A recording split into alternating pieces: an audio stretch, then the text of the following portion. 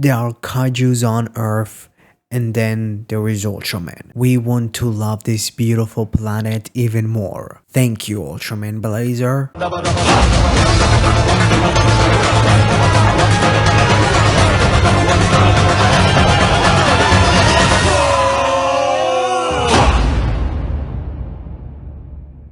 この番組はご覧のスポンサーの提供でお送りします。 Are you curious where you can watch the latest episode of Kamen Rider and Sentai every week? Well, since there is no official release, you might have to resort to alternative methods. Personally, when I search for website to watch tokusatsu, my top priority is to safeguard my personal data. That's why I rely on SURFSHARK VPN, the sponsor of today's video. With SURFSHARK, your online safety and privacy is paramount, as it is effective at concealing your online activities through its VPN capabilities. By encrypting your internet traffic, that nobody can pry into your online endeavors or track your digital whereabouts. Additionally, Surfshark enables you to virtually explore the world with a tap, thanks to its ability to change your VPN address. By switching your location to anywhere in America, let's say, you can access at least over 10 Ultraman shows and movies, or explore other Toku shows available on Tokushoutsu. You can poke around at the Japanese Premium Bandai page and discover a captivating array of expensive children's toys. I highly recommend getting Surfshark VPN today, as it comes with an extra 3 months. Simply click the link in the description, and if you are unsatisfied, rest assured there is a 30-day money-back guarantee. So why wait any longer? Take advantage of this fantastic offer and sign up now. It's an incredible opportunity for all of you, my fellow Tokusatsu fans. I absolutely love there are some health consequences of being a host of an Ultraman.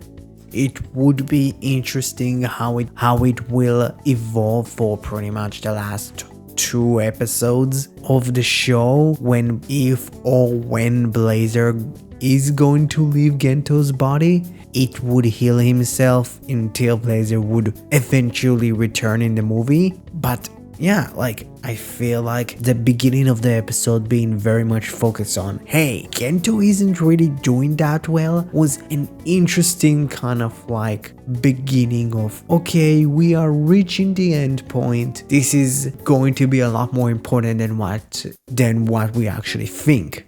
Again, just having some like health consequences of being a host is really cool. For the rest of the episode, we finally got to see what happened after Tuganular shot its beam into space.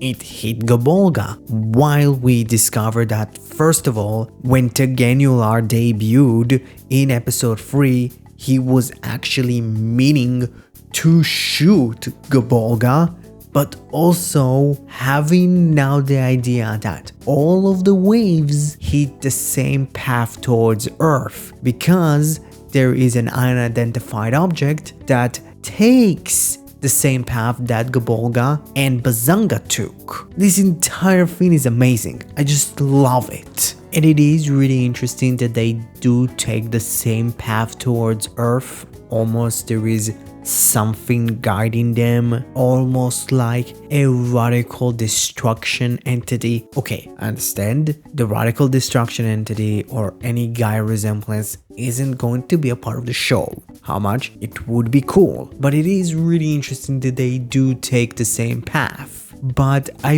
really genuinely loved the interconnected story that one episode in one point would lead to the next. I genuinely remember in my episode 3 review, I was actually wondering, Be very interesting to see going forward what's going to be the effect of Blazar kind of deflecting the monster's beam to shoot it at the sky, because 100% it had to hit something, right? and it did so far ahead than what I thought it would.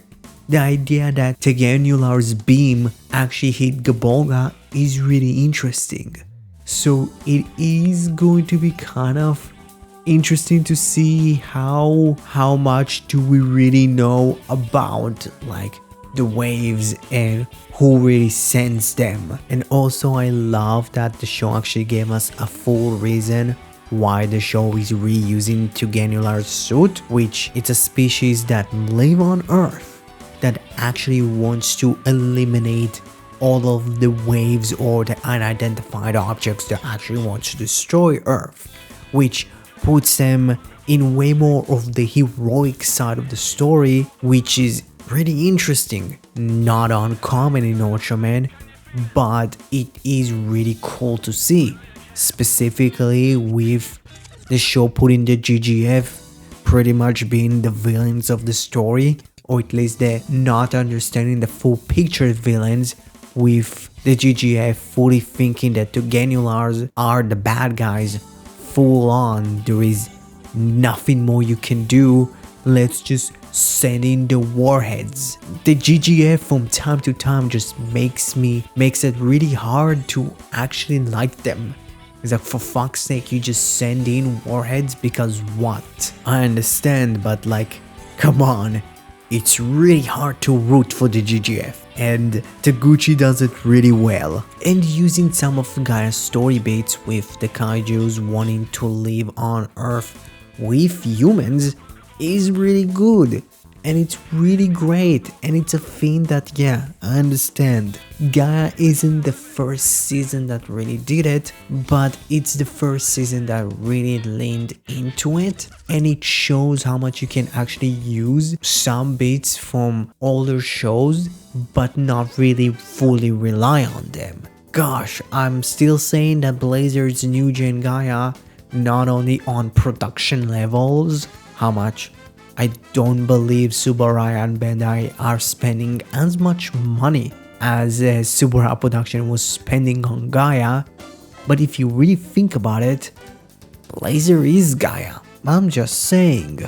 I also did really like the moment when Anari was talking to Ultraman and she called him Mr., like full name at all. It was kinda funny, and also I really like seeing more of Scarred acting in defiance against the GGF and actually blowing up the missiles, which is confirmed to be Earth Gawan's first win in the show. Congratulations, Earth Gawan, you're now 1 in like 19. I understand, hey, he's a young lion, he needs to lose some. Probably in the movie he would get a big push, at least I hope so. And it was really cool that Earth Garan really got something this episode, because like, gosh, like he was the biggest talking point when Blazar got announced and he was being pretty much jobbed out. So giving him something is nice.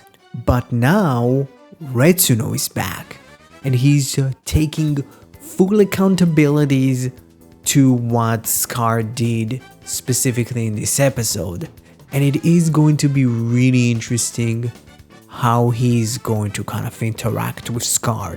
Is it going to be kind of like, hey, I get what you're doing, but you can't just like obey orders and just attack the missiles, or he's going full on villain and siding with the GGF? That would be interesting in my opinion. So yeah, what you all thought about Ultraman Blazar episode 23. 2 more episodes until the season is over. I'm actually going to be sad when Blazar is going to be gone. So yeah, what you thought about episode 23, comment below, let me know. Thank you for watching the video. Thanks for SURFSHARK for supporting my channel. Subscribe to my channel if you already didn't. Thank you very much, and have a great rest of your day.